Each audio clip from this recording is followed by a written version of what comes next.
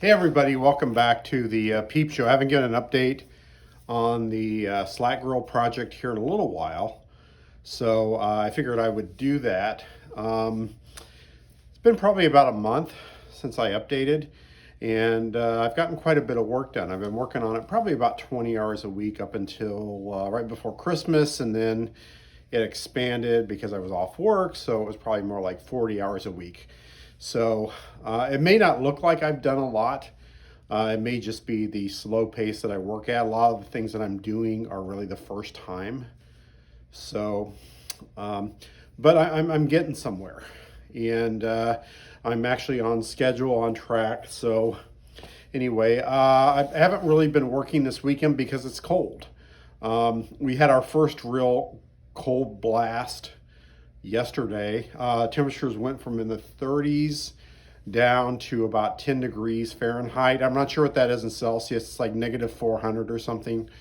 Again, I don't have a chart in front of me, but I know it's been pretty cold, at least for middle Missouri. So my garage has got good seals, but I've been working pretty hard the last 2 weeks, so I figured I would take a couple days off because I go back to work tomorrow. So anyway, this is what's been going on. So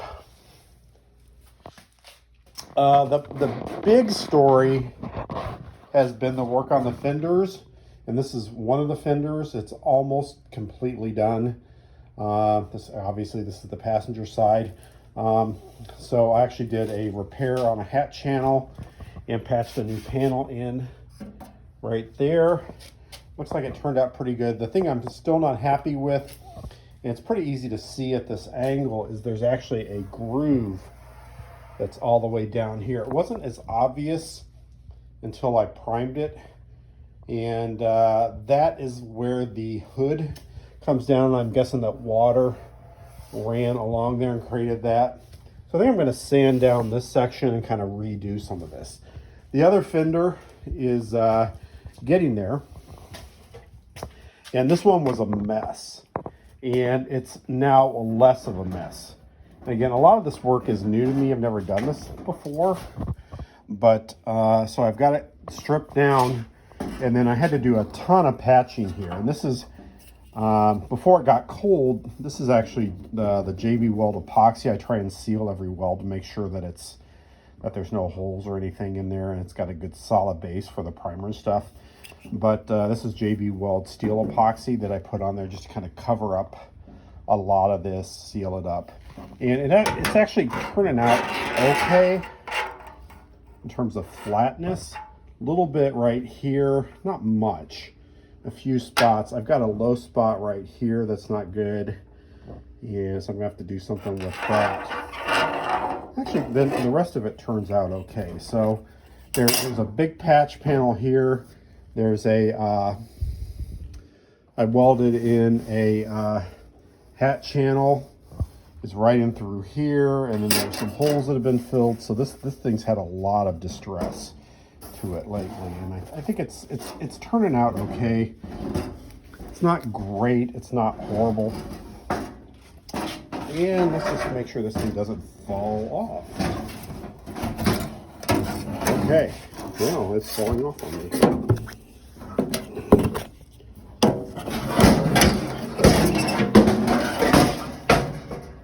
Okay, so anyway, that's what's going on with that. Now, I've been working on a lot of other things. The air cleaner, the AC air cleaner that I did the video on, I wasn't happy with how it turned out. It seems like this gloss paint showed every single imperfection, and there were imperfections that I didn't even see before. So I since have decided to sand it down, and I've got a little more work to do on that one. I'm kind of pouting right now about this. A little frustrated, but that's okay. I'll get back to it. These footrests were kind of rough. You can kind of see what they look like there on the inside, but it looks like I've gotten these in pretty good shape now. Pretty happy with how these two turned out, and so those parts got saved. This voltage regulator is giving me a little bit of fit. It looks doesn't look horrible right now, but you can kind of see the, I'm trying to use the crinkly paint on it, and crinkling, not exactly the way I want it to. So I'm probably gonna have to sand that one down also and redo it. So you can see it's just really uneven and crappy, and so I may end up heating it up and then spraying it and then putting it in my oven for a while. So hopefully I won't be making any frozen pizzas anytime soon. A lot of people were very curious about this filterette. This is the unique slat early filterette. It doesn't have a hinge. It has tabs there and there. And I've posted quite a few pictures on the Slat Grill forum and things like that. And so for now, I'm trying to decide what I'm going to do with the data plate. I could order a replacement data plate and just put that on there. Although I really have nothing to lose at this point. I just got a Dremel. So I may go ahead and try and restore this data plate and just leave it on there. I've also been removing a lot of electrical stuff. Again, this is a junction box that came off the passenger fender. And then this was the blackout drive light switch, which is a hole that's been added on the dash, and the switch has been added to it because it didn't have a blackout drive light when it was built. Here's a knob. Let me see what this one says. Can't read it.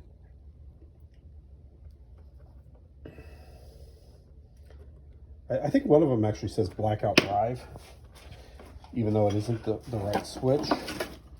Again, here's some more wiring I took off. Pretty sure that's not original. And then this was the key switch that was on there. I'm pretty sure that was not original. And here's another, I believe this was maybe the panel light switch that was removed. And here's part of what's left of the headlight switch. It was not the kind with the push button on it. I think it had been replaced at some point, so I don't know. I'm not sure if this was original or not, but whatever it is, it's toast. Also, may have seen this on Facebook, but this is a dash light. One of them is totally savable, and actually this box right here, I've got the parts for it. This one, the extender is okay, but the rest of it, not so much. So I'm going to be piecing those back together soon. So that's what's going on over here. The gas straps, everything's a little bit messy right now because it's the end of break. These gas straps are basically ready to be finished and put away. I've got the material to mount on these, and I've got a tool to do that. So at some point I'm going to do that. Oh, here's the material, and I've also got the rivets somewhere around here. I've got the rivets. I ordered those. Got a bunch of them. So I've also got the welting kit that goes on the slat grill that came from Feral Fox. Appreciate it. So I've got it there. That grill is actually going to get sandblasted maybe in the next month. A friend of mine, let's see if he can let me use a sandblaster. I'll go out there and take care of that. Okay, some other stuff going on.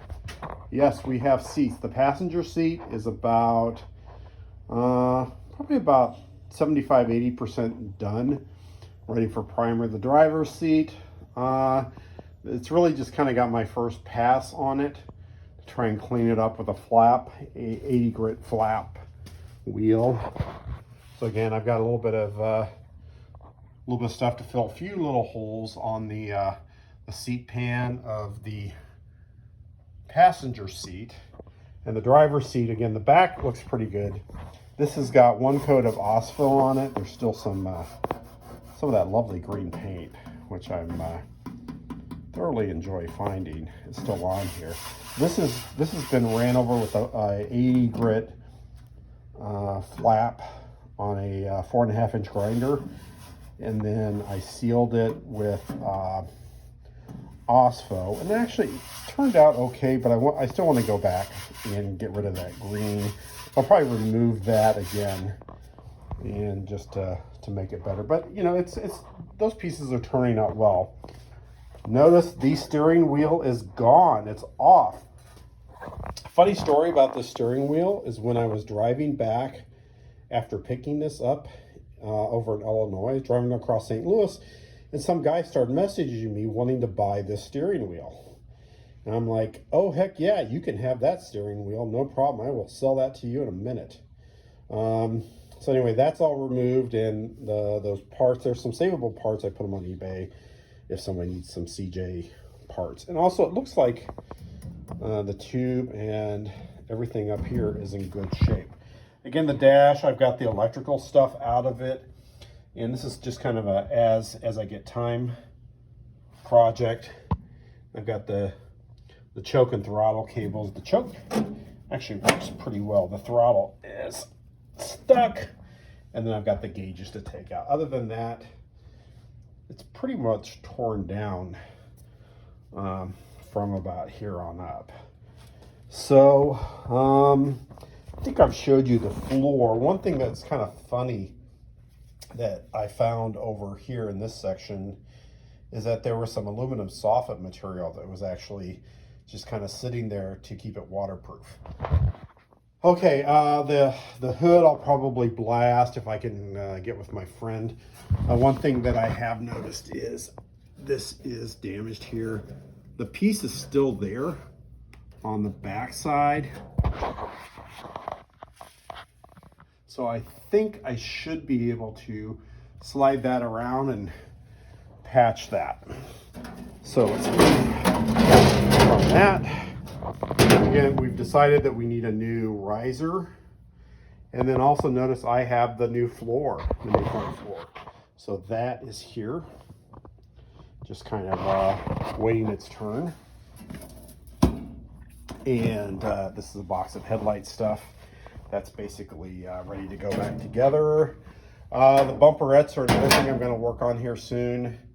And then I've also got the rear seat. So I figure once I get through these front two seats, I'm going to start working on the rear seat. And then really that's going to leave me mostly tub stuff.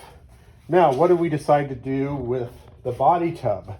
Well, my friend came over and we just kind of went through and looked at everything. And so basically what we've decided to do is this entire side is going to get replaced from here on down. So I'll probably get the patch panel with the step on it. I'll replace this entire side. This entire side is just gone.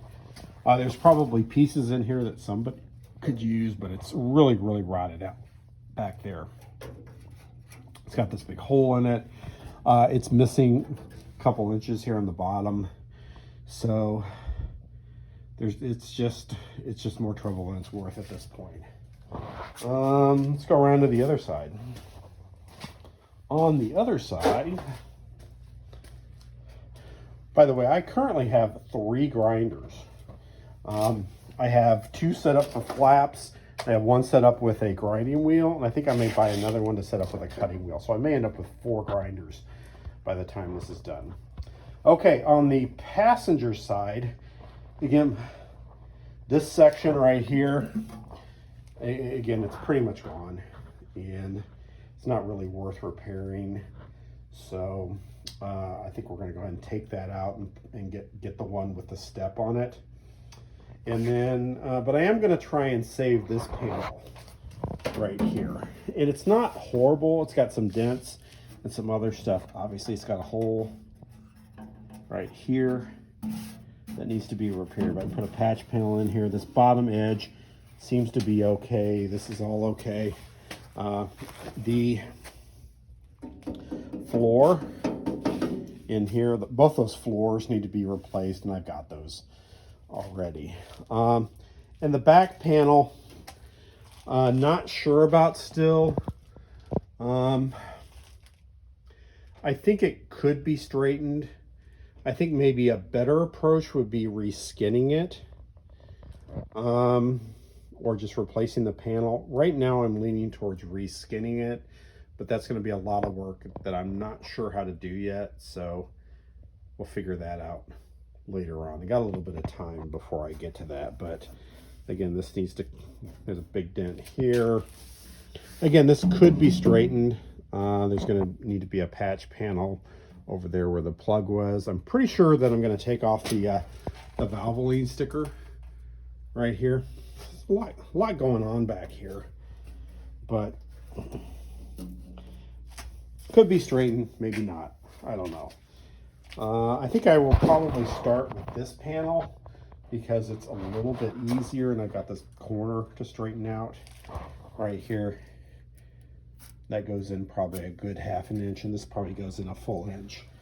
So those are easy to get to though. So I'll start cleaning those up and start cleaning this wheel well, and then go from there. So anyway, that's what's going on with the Peep.